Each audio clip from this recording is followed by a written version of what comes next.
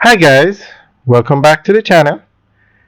Today we are driving on Highway 2000 East-West leg, and we're going to give you an update on the expansion of this road. Now this road currently goes from Kingston to Williamsfield in Manchester, but the government plans to expand this road all the way to Negril and also to Montego Bay. So the next section to be worked on is going to be from Williamsfield in Manchester to Hodges in St. Elizabeth. And this project will include bypass roads for towns like Junction, Southfield, and Black River. And of course, Mandeville. So the government plans to take the highway from Manchester to Black River, and then in Black River it will split. One section will go to Montego Bay and the other section will go to Negril. So the next step now is actually the government has started to work on the Manchester to Black River leg, and then once that leg is built and finished, they will work on one of the other legs. It's taking some time, but it's moving. So we're going to go through an article that gives more information on the start of the construction phase now of the Williamsfield to Black River section of the highway.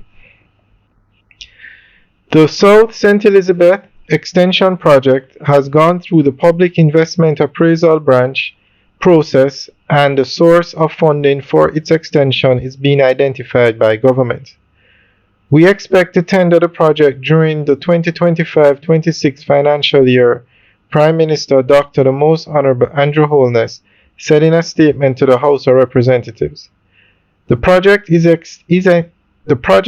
intended to extend the southern coastal highway from Williamsfield, Manchester towards Hodges, St. Elizabeth, which is in the vicinity of the border with Westmoreland.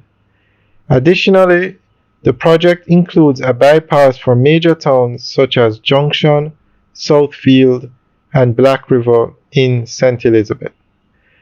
Alright guys, so that is the end of the update article on the expansion of this road. Now this is a toll road. Although they're not collecting toll for the Maypen to Mandeville section yet, the toll plaza is built at toll gate. They're having some issues between NROC, which represents the government, and Trans-Jamaica Highway, which has the concession to collect toll on the highway.